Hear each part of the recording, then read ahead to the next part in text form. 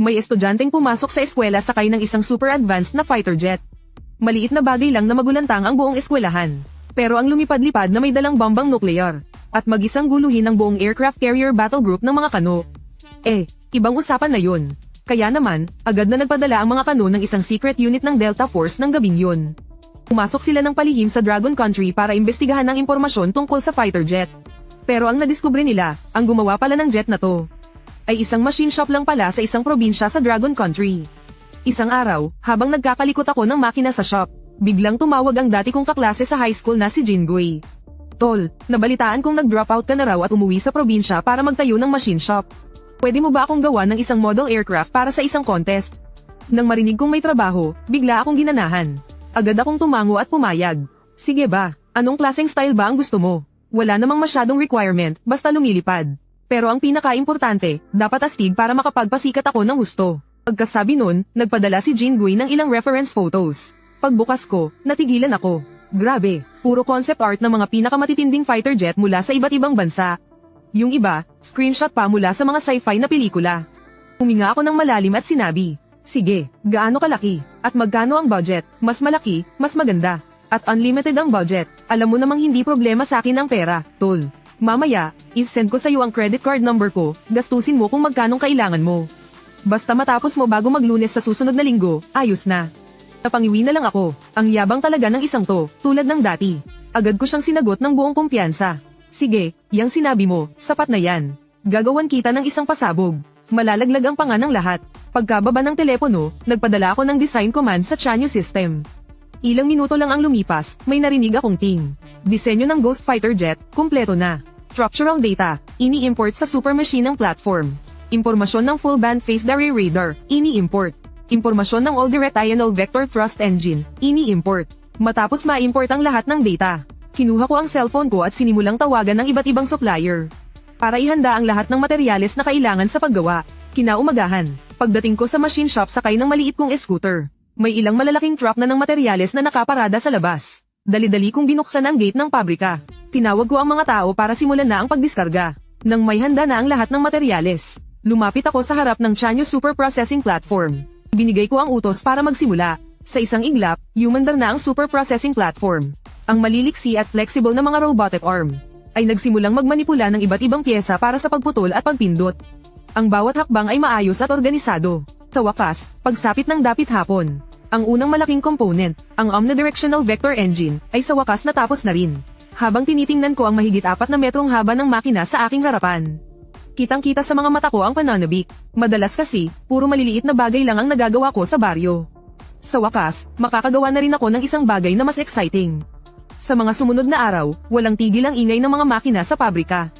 Phased array radar, plasma laser cannon, synthetic aperture camera, at iba pa. Bawat isa sa mga precision component ay unti-unting nabubuo. Sa wakas, noong hapon ng ika-6 na araw, isang dambuhalang bagay ang lumitaw sa loob ng workshop. May haba itong 18 metro, wingspan na 11 metro, at bigat na 42 tonelada. Ang katawan nito ay kumikinang na parang silver gray na metal. Makinis ang mga linya ng aerodynamic na hugis nito, kung saan magkadugtong ang mga pakpak at katawan. Grabe sa angas, hindi ito pahuhuli sa ipinakitang larawan ni Jingoy. Nai-imagine ko nang matulala si Jingoy sa pagkamangha kapag nakita niya ito. Lihim akong napapangiti sa isiping iyon. Pagkatapos, umarkila ako ng isang heavy-duty na semi-trailer. At kinagabihan, dinala ko ang Ghost Fighter Jet sa Longwo University of Science and Technology.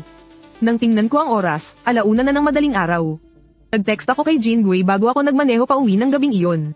Kinaumagahan, sa loob ng dormitoryo ng Longwo University of Science and Technology. Pagkagising ni Jingoy, nakita niya agad ang 2 unread messages. Nasa field na yung kargamento.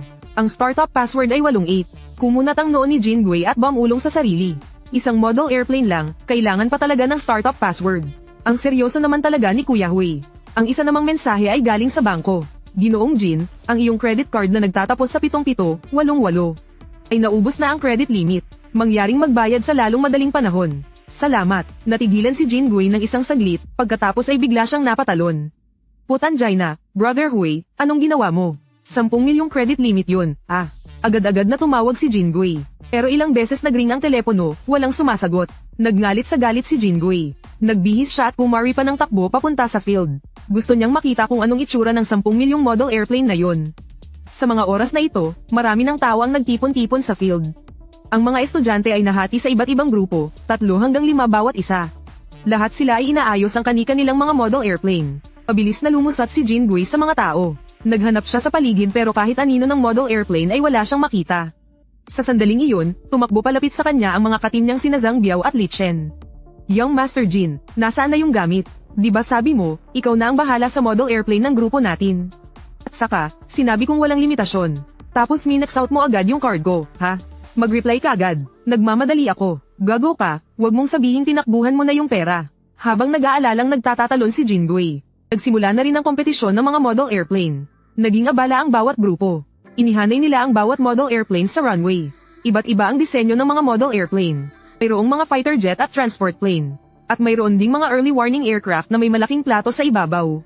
Sa gitna ng mga tao, ang reporter na si He Bingbang na nakasuot ng military green na t-shirt ay may hawak na mikropono at umiikot para mag-interview. Mabilis siyang nakarating sa harap ni na Jin Gui. Nakita niyang walang dala ang tatlo at mukhang problemado. Hindi maiwasang magtaka ni He Bingbang.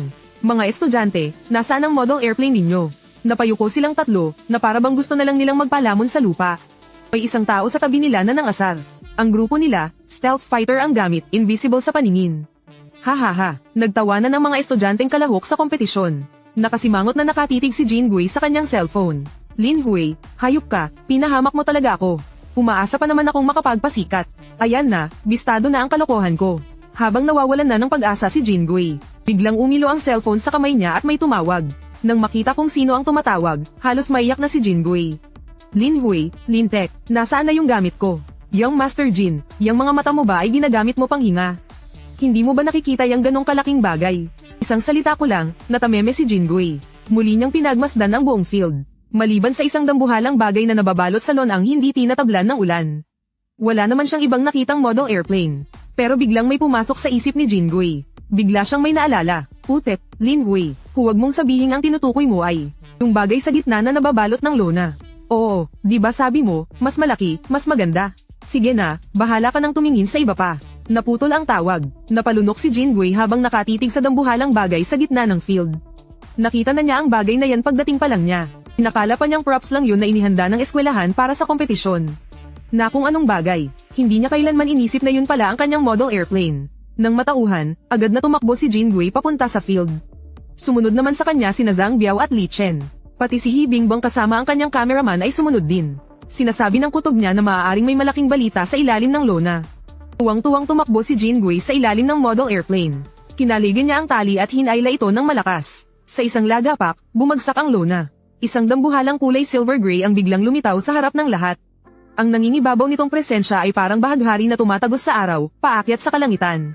Sa isang iglap, nasilaw ang lahat ng nakakita. Nanginginig naman sa sobrang tuwa si Jin Gui. Ilang sandali pa bago siya matauhan. Anak ng punyeta, pati si He Bingbang ay hindi napigil ang mapamura. Lintek, model airplane pa ba to? Napalunok si Zhang Biao at Ulong. Young Master Jin, baka naman may hindi naintindihan yang kaklase mo. Ang kailangan natin ay model airplane na nakakalipad. Bakit parang isang walang lamang kaha ang ibinigay niya? Ang ingay ay umabot hanggang sa mga hurado. Partikular na kay Professor Li Changxiu ng Aeronautics Science Department, ang head judge ng kompetisyon. Isa rin siyang batikang eksperto sa larangan ng abyasyon sa Dragon Country. Pagpasok sa field at makita itong dambuhalang bagay na to, akala niya ay proyekto ito ng kolehiyo. Pero sa sandaling ito, sa sobrang gulat niya ay halos malaglag ang kanyang salamin sa lupa. Mga pakpak na swept back, 2 vertical tail, at blended wing body. Sa isang tingin pa lang, alam na ni Li Changxiu na hindi pangkaraniwan ng fighter jet sa harap niya. Kaya naman, hindi na niya inalintana ang kanyang itsura at dali-daling tumakbo papunta sa gitna ng field. Nagkagulo na rin ang ibang mga estudyante at guro. Taku po, sinasalakay na ng mga Decepticon ng Earth. Grabe, ang galing ng pagkagawa nito, parang totoo. Yung itsura, yung forma, ito talaga ang dream plane ko. Sumingit si Li Changxiu sa gitna ng mga tao. Nagtungo siya sa ilalim ng fighter jet at inikutan ito. Habang tinitingnan at hinahawakan ito, hindi niya mapigil ang mamangha. Itong aerodynamic na hugis, itong disenyo, itong kalidad ng pagkakagawa. Kahit na isa lang itong empty shell, hindi ito magagawa ng kung sino-sino lang. Pagkatapos, tinitigan niya ng maigi si Jin Gui at sinabing, "Ikaw ba ang gumawa nito?" Kumurap-kurap si Jin Gui at nahihiyang yumuko. "Professor Lee, pasensya na po. Pinagawa ko lang po ito sa kaklase ko noong high school." Mula nang pumanaw ang tatay niya, tumigil na siya sa pag-aaral para asikasuhin ang factory ng pamilya nila. "Naisip ko lang pong tulungan ang negosyo niya. Sakto namang sa gitna ng mga tao sa gilid. May biglang sumigaw. Grabe, parang may upuan pa sa loob ng cockpit. Nakita ko rin, may screen pa at helmet. Huwag mong sabihin, gumagana talaga itong model na to. Dahil sa naisip, mabilis na umakyat si Jinggui sa cockpit. Binuksan niya ang canopy at pumasok sa loob. Kaagad may tumunog na beep sa loob ng cockpit.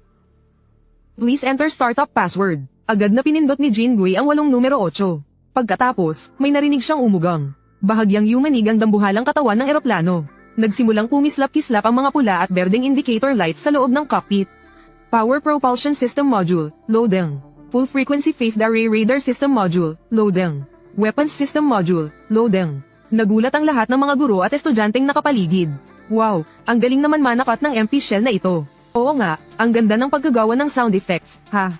Sa loob ng cockpit, isinuot ni Jinggui ang helmet. Agad na nag-project sa face shield niya ang mga holographic image at text information.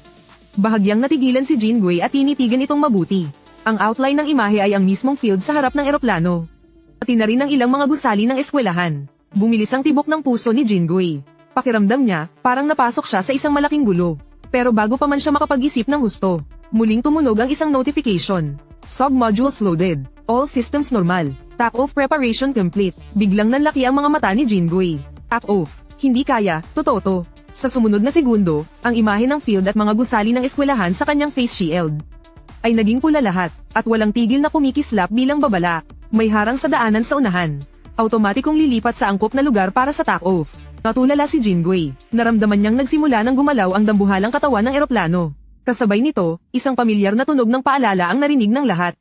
Mag-ingat sa pag-atres, dahil sa nakakatawang boses na iyon, ang mga taong kanina patensyonado ay bigla na lang napahalakhak. Pakiramdam nila, ang astig at misteryosong fighter jet ay biglang bumaba ang level. Pero naki-cooperate pa rin ang mga tao at nagbigay daan. Pagkatapos, ang kulay silver gray na fighter jet ay nagsimulang dahan-daang gumalaw. Ang kaninang relax na pakiramdam ng lahat ay bigla na namang naging tensyonado. Hindi nga, gumagalaw talaga tong bagay na to. Sa totoo lang, natatakot akong baka bigla na lang tong lumipad. Anong pinagsasabi mo? Kung makakalipad yan, tatay ako ng patiwarik. Sa loob ng cockpit, pinagpawisan ng pino ang noo ni Jinggui. Pakiramdam niya ay imposible ito. Pero sa loob-loob niya, hindi niya maiwasang umasa. Sa mga sandaling iyon, muling may lumabas na mensahe sa smart screen. Ready na, kumpirmahin ang tap-off. Habang tinitingnan ng dalawang option box sa ibaba, isang pula at isang berde. Kinagat ni Jinggui ang kanyang labi. At pinindot ang berdeng option para kumpirmahin ang tap-off. Pero hindi pa man niya naiaalis ang kanyang kamay. Biglang may umugang na isang napakalakas na tunog. Nagsimulang yumanig ng malakas ang katawan ng eroplano. Ang mga parang bulaklak na vector nozzle sa likuran ay umikot pababa. At bumuga ito ng asul na apoy mula sa tambutso. Sa isang iglap, natulala ang lahat. Toto, totoong makina ba to? P***, di kaya prototype to na ninakaw mula sa 601 institute. Tuluyan na ring natulala si Li Changshu. Halos kasabay ng pagbuga ng apoy mula sa makina nito. Agad niyang napagtanto na ang eroplanong nasa harapan niya ay hindi isang modelo, kundi isang tunay na fighter jet. Agad siyang kumaway-kaway habang sumisigaw kay Jinggui. Itigil mo yan. Hindi ka pwedeng lumipad. Pero sa kasamaang palad, ang sigaw niya ay nilamon ng ugong ng fighter jet. Nakitang nagsimula ng bumilis ang eroplano. Nataranta ang lahat. Mahigit 100 metro lang ang haba ng runway sa field. Nasa unahan pa ang mga gusali ng eskwelahan at dormitoryo. Akala ng lahat ay masasaksihan na nila ang isang malagim na trahedya sa Longhai University. Umuugong. Umugang ng malakas ang makina ng Tianliang at biglang nagliwanag ang apoy sa likuran nito. Ang Ghost Fighter Jet, na parang isang mabangis na cobra, ay biglang itinaas ang unahan nito at sumugod paakyat sa kalangitan. Pagkatapos ay mabilis itong tumungo sa direksyong timog silangan. Sa isang iglap lang, nawala na ito sa paningin ng lahat. Nang halos hindi na makita ang anino ng fighter jet, saka lang natauhan ng mga tao. Dinilaan ni Li Changshu ang kanyang mga tuyong labi. Isang matinding kaba ang naramdaman niya mula ulo hanggang paa. Nasa kabisera sila. Napapaligiran ito ng napakaraming air defense. Kapag napagkamalan itong eroplano ng kalaban, malaking gulo to. Dahil dito, dali-daling kinuha ni Li Changshu ang kanyang telepono at tumawag. Hello, Air Defense Command ba to? Ako si Li Changshu ng Longguo University of Science and Technology. May isang estudyante mula sa Longhai University na nagpapalipad ng isang fighter jet. Lumipad ito papunta sa Southeast Airspace. Pakisuyong i-track nyo at huwag na huwag nyong pababagsakin.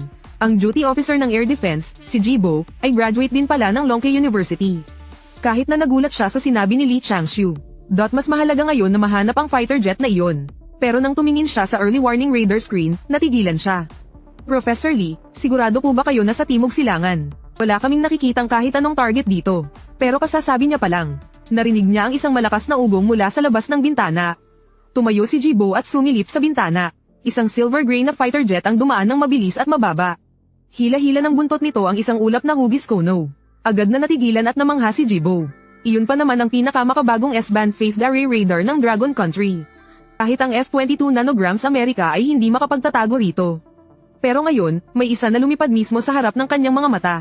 At ang radar, wala man lang kahit kititing na reaksyon. Nang matanto niya ang kabigatan ng sitwasyon, agad na pinindot ni Jibo ang emergency call button.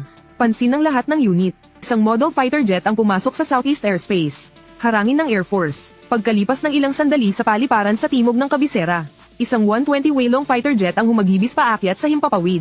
Samantala, sa loob ng Ghost fighter jet, si Jean Gui ay labis na nasa sabik. Lalo na sa sandaling mabasag niya ang sound barrier kanina. Halos lumipad na siya sa sobrang sarap ng pakiramdam. Ang magpalipad ng isang warhawk sa kalawakan ng langit. Ito ang tunay na romansa para sa isang lalaki. Ang totoo, noong una ay kinakabahan pa siya. Ngunit dahan-dahan, natuklasan niya.